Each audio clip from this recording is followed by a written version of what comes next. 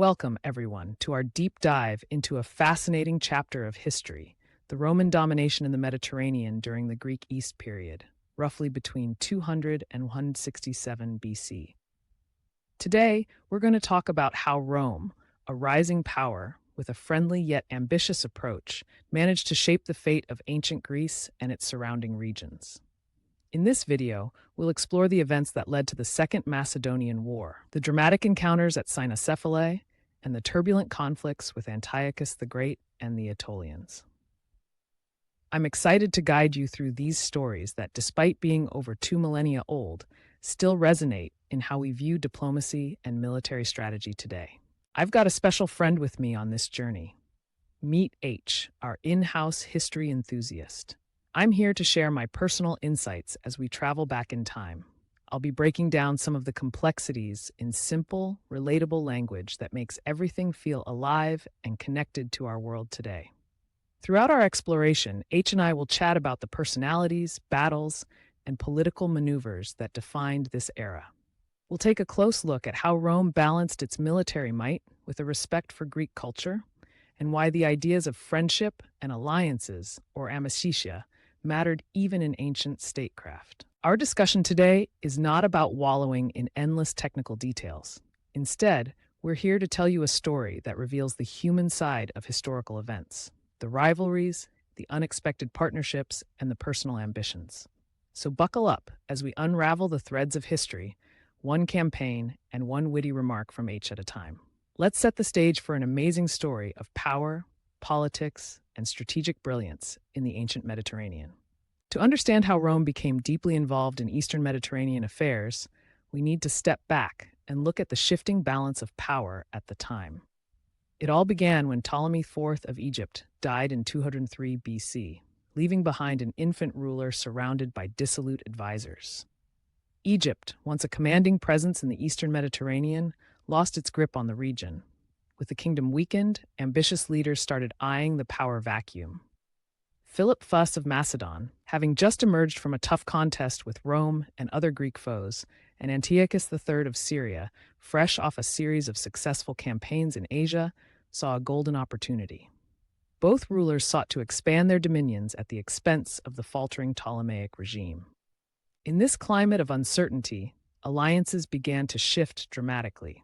Philip's plan was to take control of the Aegean territories while Antiochus favored seizing Phoenicia and Palestine. Their alliance, though based on mutual ambition rather than long-lasting trust, signaled a new era in Eastern politics. Meanwhile, Rome was attentive from afar. Influenced by a newfound appreciation for Hellenic culture, the Romans were beginning to adopt ideas of friendly relations, or amicitia, alongside more traditional alliances. This concept, borrowed from the Greeks, allowed Rome and its partners a certain flexibility in choosing who to support or ignore in times of conflict. I see it as one of history's turning points. Rome wasn't just flexing muscle, it was also learning to mix diplomacy with warfare. The cultural exchange was as important as every battle fought. With this blend of ambition, diplomacy, and opportunism, the Eastern Mediterranean was poised on the brink of major transformations.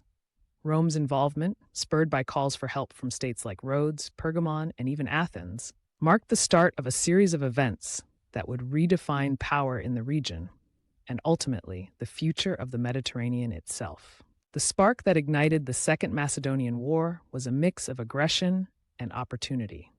It all started when Philip V of Macedon extended his influence in the Aegean, clashing with the established powers of Rhodes, Attalus of Pergamon, and even stirring up disputes among the Greeks.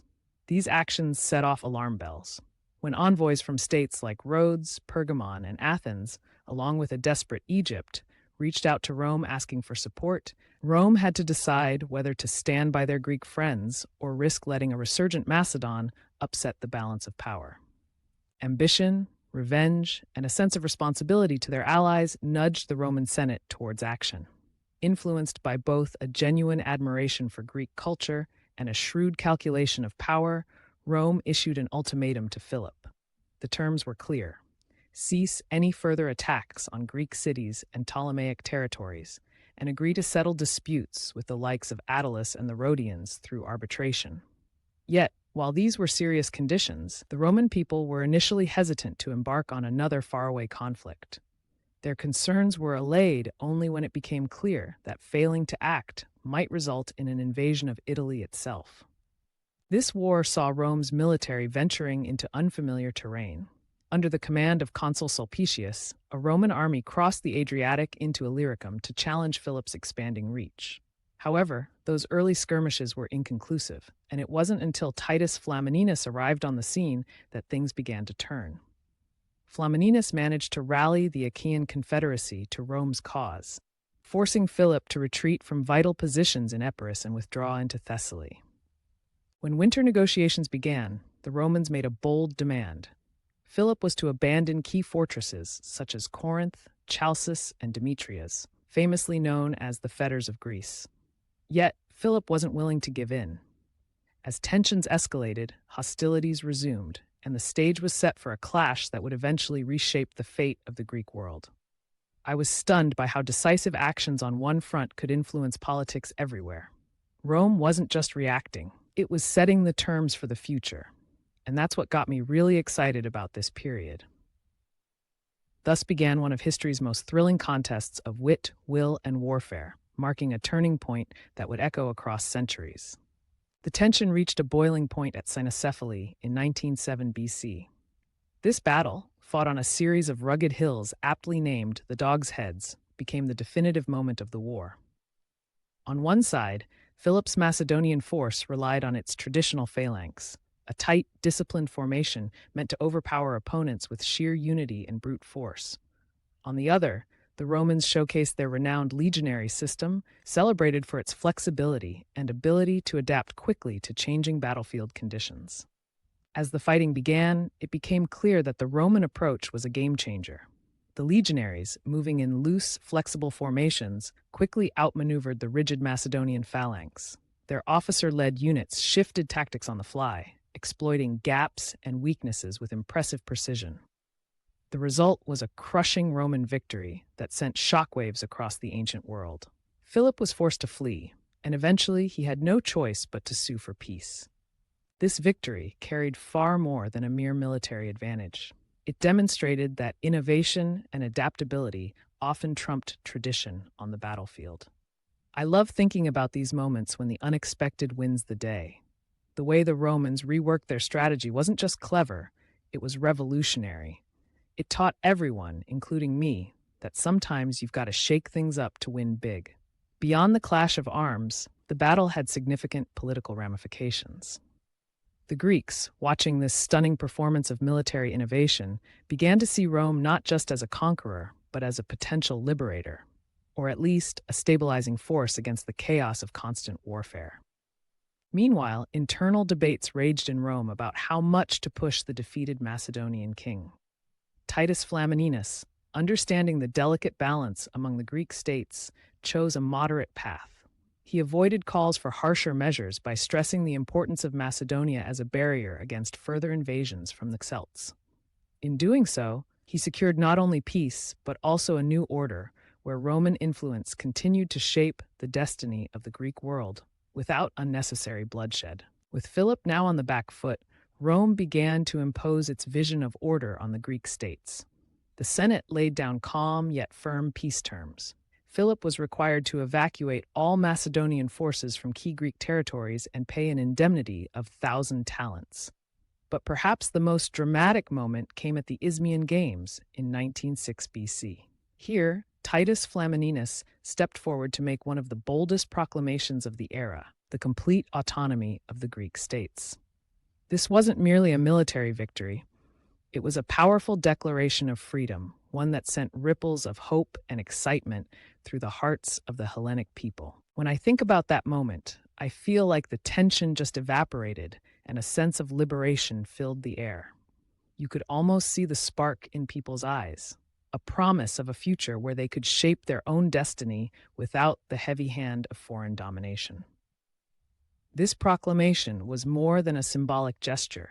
It redefined the relationship between Rome and the Greek world. By granting freedom to the Greek states, Rome positioned itself as a benevolent overseer. one that supported independent governance while ensuring stability in a volatile region. The cultural celebrations that followed not only honored traditional Greek heritage, but also underscored the benefits of Roman intervention, a blend of strength and respect for local autonomy that would later become a hallmark of Roman policy. Not long after the dust of the Macedonian conflict settled, another storm was brewing on Rome's eastern frontier. Antiochus III, known as the Great, had been busy consolidating his power in Lower Syria and now set his sights on Asia Minor and Thrace. His ambitions were clear. He wanted to restore parts of the empire once held by his legendary ancestor, Seleucus I. Although he declared himself a friend to Rome, his aggressive moves made the Roman Senate increasingly wary of his true intentions. At the same time, the Aetolian Confederacy, frustrated that Macedonia was not entirely dismantled and eager to expand their own territories, decided to stir up trouble. They nominated Antiochus as their leader, hoping his military might would be the key to their success. Antiochus's campaign into Greece was bold but ultimately short-lived. In 992 BC, he landed with a modest force of 10,000 men and soon found himself embroiled in local power struggles. Even the famed Hannibal, who had once threatened Rome from within, was present at Antiochus's court. Hannibal, with his biting first-hand experience, even advised an invasion of Italy. But Antiochus wisely, or perhaps cautiously, declined, aware that controlling the sea was a challenge beyond his current resources. His decision would later prove pivotal, as it allowed Rome to more effectively concentrate its forces against him. By 191 BC, the Romans, under consul Acilius Glabrio, countered Antiochus's advance at Thermopylae in Greece. Their victory forced the Syrian king to retreat back across the Hellespont into Asia, leaving him with little local support. Meanwhile, in 190 BC, Rome wasn't content with simply watching from the sidelines. Naval battles, bolstered by the efforts of allies like Rhodes and Pergamon, secured Roman control of the Aegean Sea. This success paved the way for a full-scale entry into Asia Minor. It all climaxed with the decisive Battle of Magnesia later that year. At Magnesia, the Romans outmaneuvered Antiochus's forces so completely that he was forced to agree to humiliating terms, surrendering vast territories, giving up his war elephants, reducing his fleet to a 10-ship remnant, and paying an enormous indemnity of 15,000 talents. Even as Antiochus coughed up his pride and treasure, a final challenge awaited the Aetolians in 189 BC.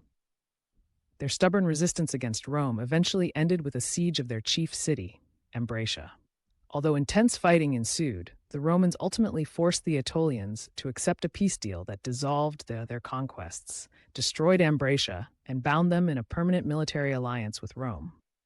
Looking back, I see how Rome's steady hand not only quashed a threat, but also reshaped an entire region. Each decision, each battle, contributed to a legacy of order emerging from chaos.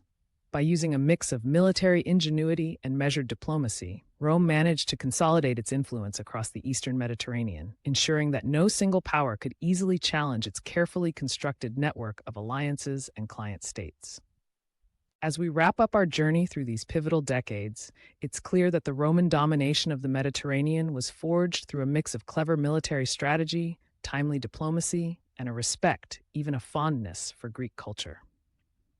We witnessed Rome's evolution from cautious mediator to confident power broker, setting conditions that not only subdued their foes, but also celebrated the independence of the Greek states. I can't help but feel inspired by how history reminds us that even in the midst of conflict, there's room for growth, change, and a little bit of hope. This period reshaped political boundaries and laid down diplomatic traditions that would influence countless generations. It taught us that power isn't only about might. It's about understanding when to fight and when to offer freedom. As we leave today's story, remember that the legacy of these ancient struggles lives on in modern ideas of statecraft, autonomy, and the art of forging alliances.